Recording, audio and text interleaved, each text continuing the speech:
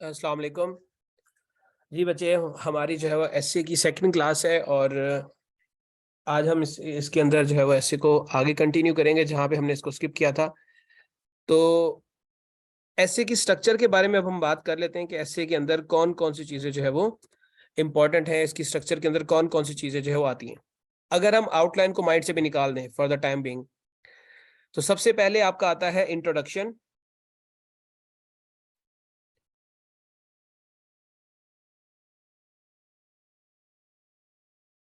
Introduction, उसके बाद आपके बॉडी, एंड लास्टली आपका जो है वो कंक्लूजन। ये तीन बेसिक पार्ट होते हैं एसे के अंदर जो आपने लिखने हैं। ये हर किसी को इसका आइडिया है कि ये तीन चीजें होती हैं। अब फर्दर इनकी आगे क्लासिफिकेशन होती है। अगर हम बात करें इंट्रोडक्शन के फर्दर पार्ट्स कौन कौन से होते हैं या कौन कौन सी चीजें जो है वो कंप्राइज हो रही होती हैं, या जिनके ऊपर आपका इंट्रोडक्शन कंप्लीट होता है, वो कौन कौन सी चीजें हैं, उनमें आपका फर्स्ट इज आपका हुक। हुक सेंटेंसेस जो आपके होते हैं, ये आपकी जो है वो इंपॉर्टेंट चीज है इंट्रोडक्शन के अंदर। दूसरी चीज आपके supporting sentences. You have to write few supporting sentences जो कि आपके इंट्रोडक्शन की या आपकी हुक को जो है वो सपोर्ट करेंगे। और आखिर में आपने लिखनी है थीसिस स्टेटमेंट। अब ये थीसिस स्टेटमेंट बहुत सारे लोगों के लिए एक बहुत बड़ा जो है वो एक पजल है, कॉनन है, that what is thesis statement. इसको लिखते कैसे हैं, टांगे ऊपर करके लिखते हैं या नीचे करके लिखते हैं, ये बड़ा सवाल लोगों के माइंड में आता है। सो आप लोगों ने परेशान नहीं होना, नॉर्मल इंसानों की तरह लिखेंगे हम लोग इसको। तो ये तीन चीजें आपकी हुक, सपोर्टिंग सेंटेंसेस और आपकी थीसिस स्टेटमेंट, ये तीन चीजें मिलके आपका जो है वो इंट्रोडक्शन कंप्लीट करेंगी। उसके बाद आ जाता है बॉडी। अब बॉडी के अंदर कौन कौन से पार्ट्स होते हैं, कौन कौन से जो है वो एरियाज जो कि कार्डिनल हैं regarding your body paragraph. First is topic sentence. हम लोग अपने पूरे सेशन के दौरान through out the year in areas के ऊपर काम करेंगे कि टॉपिक सेंटेंस होता कैसा है, इफेक्टिव टॉपिक सेंटेंस लिखते कैसे हैं, और कैसे हमने ये चेक करना है कि हमारा टॉपिक सेंटेंस बिल्कुल ठीक है या गलत है। वो कौन से ऐसे इंग्रेडिएंट्स हैं जो ये बताएंगे कि आपका टॉपिक सेंटेंस ठीक है या गलत है, आपको खुद देखते पता चल जाएगा। तो ये टॉपिक सेंटेंस बड़ा इंपॉर्टेंट होता है। उसके बाद explanation of topic sentence. TS means topic sentence, इसकी explanation. And lastly concluding sentence. Concluding sentence ये तीसरी चीज होती है जिसके ऊपर आपका बॉडी पैराग्राफ, एक बॉडी पैराग्राफ जो है वो मुश्तमिल होगा। आखिर में आपका आ जाता है कंक्लूजन। कंक्लूजन के भी फर्दर 4 पार्ट्स होते हैं। सबसे पहले आपने ट्रांजिशन लिखनी है। ट्रांजिशन मींस आपकी concluding transition. Concluding transition, in the end, making long story short, sum and substance of this essay, whatever you wanted to write, ये कंक्लूडिंग ट्रांजिशन होती है। And after that you have to put comma. उसके बाद आपने restate करना है thesis statement को। Restate your thesis statement, summarize your essay, and lastly end with positive remarks या पॉजिटिव टोन में जो है वो इसको एंड कर दे। अब वो पॉजिटिव टोन क्या होती है, उसमें कोई रिकमेंडेशन देनी है, कोई मशवरा देना है, कोई आइडिया देना है, अप्रिशिएट करना है किसी चीज को, ये उसमें जो है वो क्या होता है वो हम देखेंगे आगे जाके। ये 3 मेजर पॉइंट है, और उनके अंदर जो ये जो सब पॉइंट्स हैं, इनकी बेस पे जो है वो आपका इंट्रोडक्शन कंसीडर किया जाएगा, सही है या गलत है। आपकी बॉडी पैराग्राफ को देखा जाएगा सही है या गलत है, और आपके कंक्लूजन को देखा जाएगा कि सही है या गलत है। मैक्सिमम एग्जामिनर, वैसे तो हमें सुनने को मिलता है कि जी ज्यादातर जो है वो सिर्फ आउटलाइन ही चेक करते हैं, और मैं आपको लिटरली सही बात बताऊं, ऐसा ही होता है। ज्यादातर लोग आउटलाइन देखकर ही अंदाजा लगा लेते हैं। मैं खुद एज ए पेपर चेकर मैं आपको एक बात बता दूं कि मैं खुद जो है वो बच्चे की आउटलाइन देख के 2 मिनट में अंदाजा लगा लेता हूं कि ये बंदा कितने पानी में। जरूरत नहीं पड़ती। आउटलाइन को देखते ही बहुत सारे बच्चे जो है वो जब क्लासेस ले रहे होते हैं तो उन्हें आइडिया नहीं हो पाता, विद इन 1 मिनट आउटलाइन देख के मैं बता देता हूं कि आपका पेपर फेल है या पास है। उसकी वजह क्या होती है, आउटलाइन बता रही होती है कि आपका आर्ग्यूमेंट क्या था, आपने अपने आर्ग्यूमेंट को किस हद तक सपोर्ट किया है, कितने स्ट्रॉन्ग आर्ग्यूमेंट्स दिए हैं जिससे एग्जामिनर कन्विंस हो गया, आपके डाटा में कोई ऐसी यूनिक चीज है जिसकी बेस पे आपको जो है वो अप्रिशिएट किया जाए या आपको जो है वो कहा जाए कि हाँ भाई इस बच्चे को आगे किया जाए। ये सारी चीजें आपकी आउटलाइन बता देती हैं। बट टेक्निकली ऐसा होता है कि लोग आउटलाइन पढ़ते हैं, मुझे सपोज आपकी आउटलाइन अच्छी लग गई है तो अगला स्टेप होगा आपका इंट्रोडक्शन। मैं आपका इंट्रोडक्शन पढ़ूंगा और इंट्रोडक्शन पढ़ के 3 चीजें मैं देखूंगा, 3 से 4 चीजें। Do you have proper understanding of topic, कि आप जो टॉपिक लिखने जा रहे हैं उसके बारे में आपको पता है कि आप क्या लिखने जा रहे हैं। आप सवाल है जी, आप लिखने जा रहे हैं ग्लोबल वार्मिंग। आज हम लोगों ने एसेस की प्रैक्टिस की और उसमें कुछ बच्चे जो है वो टोटली ऑफ द ट्रैक हो गए। मतलब टॉपिक था करप्शन का जो है वो इकोनॉमी के साथ लिंक, और वो करप्शन को उठा के सोशल इवल्स में घुस गए, तो टोटल ऑफ ट्रैक हो गए। तो वो गलत हो गया इंट्रोडक्शन, कि उनको टॉपिक की अंडरस्टैंडिंग ही नहीं हुई। सवाल इस्लामोफोबिया पे है, जवाब जो है वो किसी और चीज पे आ गया। तो ये सारे मामला जो है वो आपके बॉडी पैरा इंट्रोडक्शन से पता चल जाएंगे कि आपको टॉपिक की अंडरस्टैंडिंग है या नहीं है। दूसरी चीज, आपकी आपके सपोर्टिंग सेंटेंसेस से आइडिया हो जाएगा कि आपका जो है वो ग्रामर के ऊपर कितनी ग्रिप है।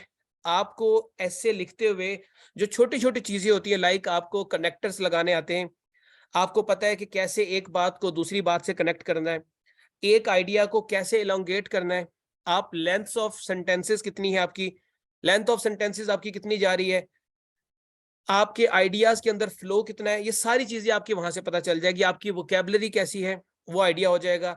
आपने कोई और ग्रामेटिकल मिस्टेक तो नहीं की, सेंटेंस सब्जेक्ट वर्ब एग्रीमेंट आपका ठीक है। ज्यादातर बच्चों का सब्जेक्ट वर्ब एग्रीमेंट का प्रॉब्लम आ रहा होता है।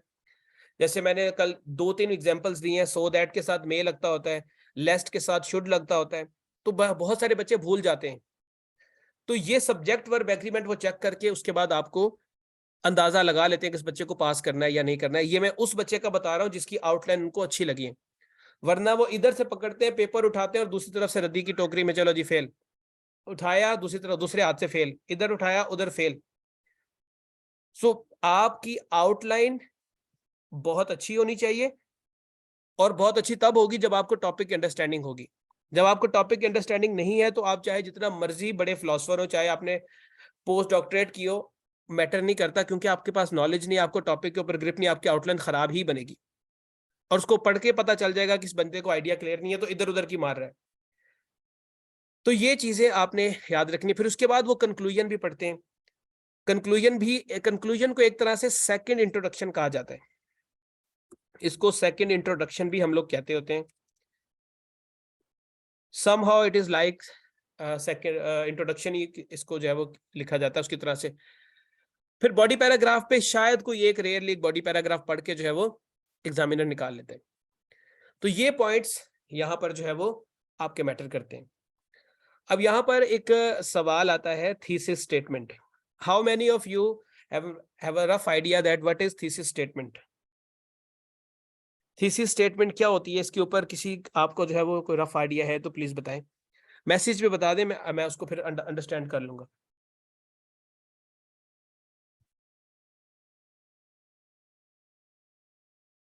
योर स्टांस, सेंट्रल आइडिया, ठीक है। ये मरियम बच्चे आपने सब बच्चों ने कोशिश करनी है, मरियम नहीं और भी 2-3 बच्चे इस तरह कर रहे हैं कि आपने अगर इंग्लिश में लिखना है तो पूरी स्पेलिंग के साथ लिखना है। और ये आप लोगों ने आदत डेवलप करनी क्लास के अंदर, बिल्कुल भी स्लैंग वर्ड्स या स्लैंग जो है ना शॉर्ट फॉर्म में यूज नहीं करना उसको बिल्कुल। एक्चुअल इशू क्या है को नहीं, कोई बात नहीं बेटा, सॉरी नहीं, मैं ये इसलिए कह रहा हूं कि आपको आदत बन जाए ताकि ये चीज आपको बाद में तंग ना करे पेपर में। अब बच्चे देखिए, थीसिस स्टेटमेंट होती है किसी भी टॉपिक के ऊपर आपकी क्या ओपिनियन है और आपका क्या स्टांस है, और फिर उसी स्टांस को लेके आपने जो है वो आगे चलना होता है। अब किसी इंसान का एक ही स्टांस होता है। थीसिस स्टेटमेंट के बारे में जो है ना, हम लोग जब बात करते हैं कि थीसिस स्टेटमेंट कैसी होनी चाहिए, थीसिस स्टेटमेंट के बारे में एक चीज होती है कि ये बिल्कुल शफाफ, क्रिस्टल क्लियर होनी चाहिए। बिल्कुल जो है वो आपकी थीसिस स्टेटमेंट जो है वो क्रिस्टल क्लियर होनी चाहिए, जिसको पढ़ के फौरी तौर पे अगले बंदे को पता चल जाए कि आपका स्टांस क्या है। वो एक इंडिया की एक मूवी थी, कैरी ऑन जटा, आपने देखी होगी शायद बहुत सारे बच्चों ने। उसमें वो एक बात कहता है कि इंसान की, मर्द की एक ही जुबान होती है, या उसकी हाँ होती है या उसकी ना होती है, बीच वाला रास्ता कोई नहीं होता, परिशर कोई नहीं होते उसके। तो थीसिस स्टेटमेंट में भी आपका एक आर्गुमेंट होगा, एक स्टांस होगा, और उसी स्टांस को आपने प्रूव करना है। ये नहीं कहेंगे, आपसे पूछेंगे ग्लोबल वार्मिंग इज बून और बेन, आप कहें जी लिटिल बिट बून लिटिल बिट बेन, वो कहेगा भाईजान ये दो कश्तियों का सवार है बंदा, ये गलत प्रैक्टिस हो जाएगी। Corruption is the root cause of all social evils in Pakistan. corruption is the root cause of all social evils in Pakistan, but military establishment is also responsible. अब आपने अपना पॉइंट घुमा दिया, आपने टॉपिक को गोल चक्कर दे दिया कि भाई क्या मैं लिखना क्या चाह रहा हूं। सो बहुत क्लियर होना चाहिए थीसिस स्टेटमेंट को। नॉर्मली लोग फौरी तौर पे जो है वो बच्चे इन सब चीजों को देखते हैं, तरतीब से चलते हैं ना। अब आप एसेस की टाइप्स पे आ गई, पहले तरतीब से चीजों को लेके चलें, पहले चीजें अंडरस्टैंड कर लें, फिर बाद में तरतीब पे भी आते हैं। आपका जो रिमाइंडिंग मार्च से बात निकलवाती, क्या बात कर रहा था मैं, थीसिस स्टेटमेंट की। बच्चे को भाई याद कराएगा क्या बात मैंने की थी, क्लियर होनी चाहिए उसकी, नहीं उसके अलावा की और बात कर रहा था मैं।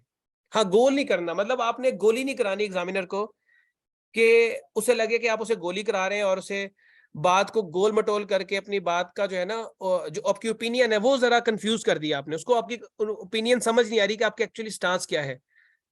तो वो चीज आपकी थीसिस स्टेटमेंट में नजर नहीं आनी चाहिए। थीसिस स्टेटमेंट में बिल्कुल भी आपने फैंसी लैंग्वेज यूज नहीं करनी। बहुत सारे बच्चे होते हैं, उन्हें ना कुछ खास किस्म की जो ना प्रॉब्लम्स होती हैं, बिला वजह उन्होंने शेक्सपियर की रूह उनके अंदर आ जाती है, और वो कहते हैं कि अब थीसिस स्टेटमेंट को हम ऐसे लिख देंगे कि पढ़ने वाला जो है वो हैरान हो जाएगा कि इसने लिख क्या दिया है।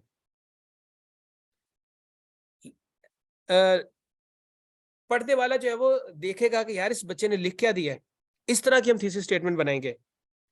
ऐसा ऐसा बिल्कुल भी नहीं सोचना आपने। इस तरह के वर्ड्स यूज करने हैं थीसिस स्टेटमेंट लिखते हुए कि उसको पढ़ते ही पता चल जाए कि आपका पॉइंट ऑफ व्यू क्या है। ऐसा ना हो कि उसको 3 दफा से आपका पॉइंट ऑफ व्यू पढ़ने के लिए दोबारा से थीसिस स्टेटमेंट को देखना पड़े, और उसके देखने के बाद भी उसको समझ ना आए तो वो कहेगा इसने खाक, इसने जो है वो पॉइंट ऑफ व्यू अपना जो है वो एक्सप्लेन किया होगा।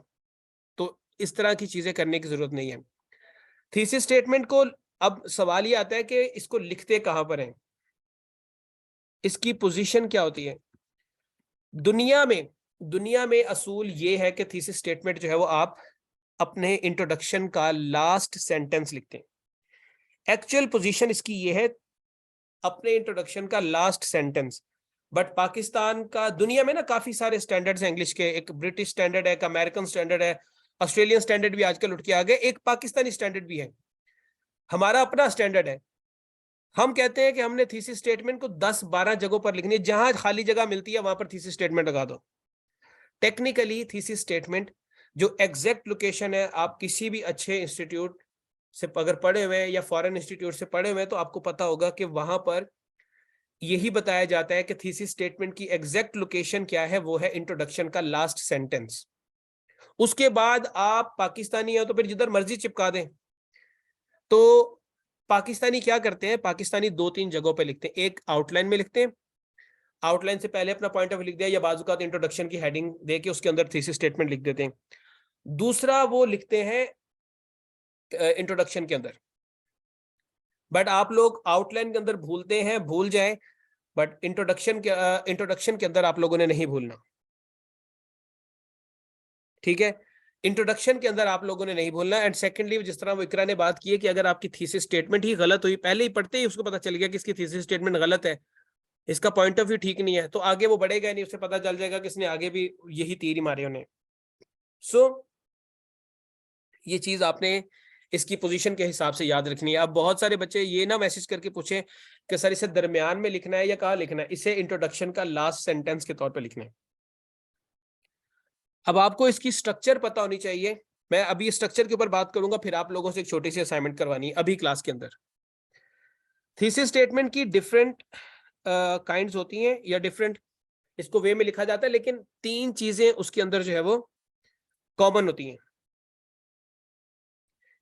तीन चीजें आपकी थीसिस स्टेटमेंट के अंदर कॉमन रहेंगी। नंबर 1, टॉपिक नेम, आपका क्लेम, और उस क्लेम की रीजन क्या है, क्या क्लेम आप ले रहे हैं, आपका टॉपिक का नेम क्या है, वो आपके थीसिस स्टेटमेंट के अंदर नजर आना चाहिए। उसके बाद उस टॉपिक से रिलेटेड आपका क्लेम क्या है वो नजर आना चाहिए। एंड लास्टली उस क्लेम की वजह क्या है, उसकी रीजन क्या है, क्यों आपने वो क्लेम जो है वो चूज किया है, वो भी आपको पता होना चाहिए। ये तीन चीजें अगर आपकी थीसिस स्टेटमेंट में नजर आएंगी तो ही आपकी थीसिस स्टेटमेंट जो है वो एक्सेप्ट की जाएगी। ये लाजमी नजर आनी चाहिए तीन चीजें। आपका टॉपिक नेम, आपका क्लेम वाजे तौर पे पता होना चाहिए कि ये जो है वो आपका क्लेम है, और रीजन फॉर द क्लेम कि आपके क्लेम की रीजन क्या है। तमाम बच्चों को पता चल गया इसका स्ट्रक्चर के अंदर कौन कौन सी तीन चीजें? आपका नेम, टॉपिक का क्लेम, और उस क्लेम को करने के रीजन क्या है। मिसाल के तौर पे आप कहते हैं जी ग्लोबल वार्मिंग जो है रहमत है या जहमत है। इसमें टॉपिक का नेम क्या हो गया? Global warming. ये टॉपिक नेम हो गया, एक चीज हो गई। ये रहमत है या जहमत है? जल्दी से बताएं। ये जहमत है, ये आपका क्लेम हो गया। ग्लोबल वार्मिंग इंसानों के लिए जहमत है। अब आगे उसकी आपने रीजन बतानी है कि क्यों जहमत है। क्योंकि ग्लोबल वार्मिंग से वेदर पैटर्न चेंज हो रहा है, फ्लड्स आ रहे हैं, ग्लेशियर्स मेल्ट हो रहे हैं, जिससे जो है वो लाइफ लॉसेस हो रहे हैं, इंफ्रास्ट्रक्चर खराब हो रहा है, इकोनॉमी के ऊपर बर्डन पड़ रहा है। तो इसलिए ये जहमत है हमारे लिए। ये थीसिस स्टेटमेंट की स्ट्रक्चर बेटे ये लिखा हुआ है, मेंशन किया हुआ है structure of thesis statement. Topic name, claim और रीजन, ये तीन चीजें जो है वो आपकी थीसिस स्टेटमेंट में आएंगी। इट इज आइडियल कि आप ये तीनों चीजें एक ही सेंटेंस में लिखें। मैक्सिमम कितने सेंटेंस लिख सकते हैं आप थीसिस स्टेटमेंट के, ये मुझे बताएं। मैक्सिमम आपके ख्याल में कितने लिखे जा सकते हैं? 2, 3, 3, 3। बेटा थीसिस स्टेटमेंट के जो टेंसेस हैं उनकी तादाद 2 से ज्यादा नहीं होनी चाहिए। 3 लिखे तो उसने उड़ा के पैर मारना है, उसने थीसिस स्टेटमेंट को एक्सेप्ट नहीं करना। आइडियल है कि आप एक सेंटेंस लिखें, उसी के अंदर तीनों चीजें ऐड करें। जैसे मैंने अभी कहा कि ग्लोबल वार्मिंग जहमत है क्योंकि इससे जो है वो ये काम होते हैं। एक ही सेंटेंस में बात हो गई। आप इसे मैक्सिमम से मैक्सिमम 2 सेंटेंसेस में लिख सकते हैं। 2 से ज्यादा लिखेंगे तो आपकी थीसिस स्टेटमेंट एक्सेप्ट नहीं होगी, वो फिर थीसिस स्टेटमेंट की कैटेगरी से बाहर हो जाएगी। यहाँ पे वर्ड थीसिस स्टेटमेंट है, स्टेटमेंट्स नहीं है, तो इसलिए जितनी छोटी हो सके। इसमें क्यों नहीं लगाते फुल स्टॉप? अगर एक सेंटेंस लिख रहे हैं फिर तो फुल स्टॉप नहीं लगेगा, अगर दूसरा सेंटेंस बनाएंगे तो जाहिर सी बात है फुल स्टॉप लगेगा। और क्या इसके अंदर आपने क्वेश्चन मार्क लगाना है? इसमें फुल स्टॉप ही लगेगा ना। तो ये आपकी जो है वो थीसिस स्टेटमेंट की स्ट्रक्चर हो चुकी है। अभी कुछ सवाल किसी बच्चे का यहां तक स्ट्रक्चर से रिलेटेड?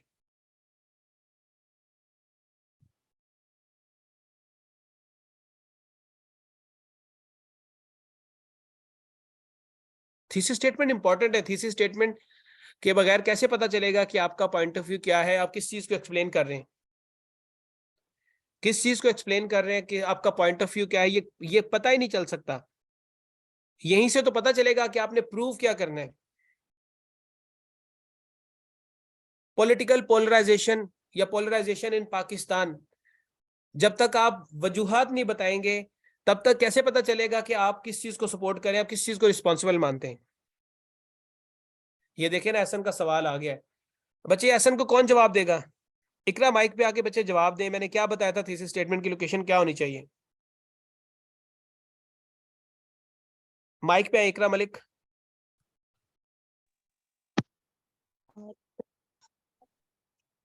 सर आपने ये बताया था कि जो थीसिस स्टेटमेंट हमने लिखनी है वो हमेशा इंट्रोडक्शन के लास्ट वाले सेंटेंस में हमने थीसिस स्टेटमेंट लिखनी है।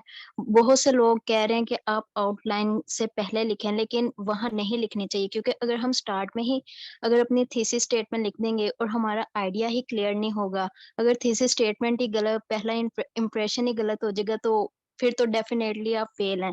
तो इसलिए हमेशा इसको इंट्रोडक्शन के लास्ट सेंटेंस में लिखनी चाहिए। पाकिस्तान के अंदर 30,000 के ऊपर, 30,000 से ऊपर लोग जो है ना यही काम करके आते हैं, आउटलाइन के अंदर थीसिस स्टेटमेंट लिख के आते हैं, फेल हो जाते हैं। यहाँ वजह इसका मतलब यह है कि वो फाइनल रूल नहीं है, वो पाकिस्तानियों की एक इख्तरा है जो पाकिस्तानियों ने जो है वो स्टार्ट की है, पाकिस्तानियों ने जो स्टार्ट की है, ठीक है। इंटरनेशनल स्टैंडर्ड ऐसा नहीं है। तो पाकिस्तान कुछ भी स्टार्ट कर सकता है, और फिर जाहिर सी बात है पेपर चेकर आपके वही लोग हैं जिन्होंने वो चीजें करवाई हुई हैं। तो फिर आप जो है वो लिखना चाहें तो लिख दें, नहीं लिखेंगे तो नुकसान नहीं होगा। मैं बहुत सारे मेरे अपने स्टूडेंट इस साल पीएमएस के अंदर 43 स्टूडेंट जिन्होंने रिटर्न क्वालिफाई किया, अल्हम्दुलिल्लाह 43 स्टूडेंट जिन्होंने रिटर्न क्वालिफाइड किया मेरे स्टूडेंट हैं पीएमएस का, पंजाब का, और वो सारे के सारे नहीं लिख के आए। हम इसको नहीं लिख के आए, थीसिस स्टेटमेंट को लिख के नहीं आए आउटलाइन के अंदर, उन्होंने इंट्रोडक्शन में लिखी है।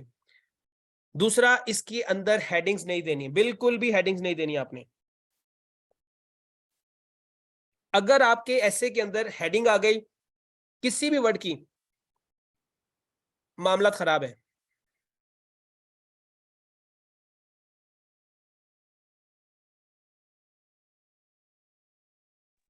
बात समझ आ रही है?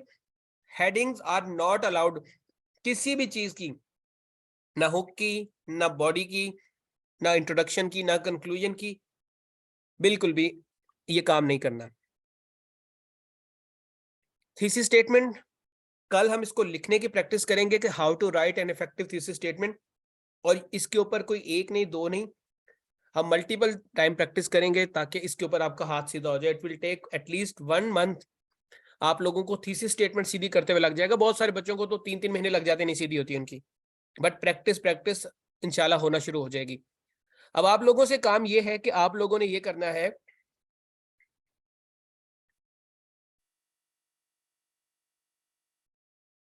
आप लोगों ने अपना इंट्रोडक्शन बताना है, यहां पे लिखना है इंट्रोडक्शन इंग्लिश में, और 5 सेंटेंसेस से ज्यादा इंट्रोडक्शन नहीं होना चाहिए। वो 5 सेंटेंसेस ऐसे होने चाहिए जिससे मुझे आपके बारे में सारी इंफॉर्मेशन पता चल जाए। 5 सेंटेंसेस इंग्लिश में लिखने हैं अपने इंट्रोडक्शन के, और इस तरीके से लिखने हैं कि मुझे आपके बारे में सारी नॉलेज पता चल जाए कि आप क्या हैं। 5 मिनट का टाइम है, जब मैं कहूंगा तब आप लोगों ने सेंड करना है। आप लोग लिखना शुरू कर दें उसको, स्टार्ट राइटिंग। और जो बच्चे क्लास में पार्टिसिपेट नहीं कर रहे, ये समझा जाएगा कि they are not interested in class, तो वो ट्रायल क्लासेस अगर लीव करना चाहें तो लीव कर सकते हैं। बिकॉज इफ इट इज, अगर आपने क्लास में आना है तो आपको क्लास एक्टिविटी में पार्टिसिपेट करना होगा। Start writing.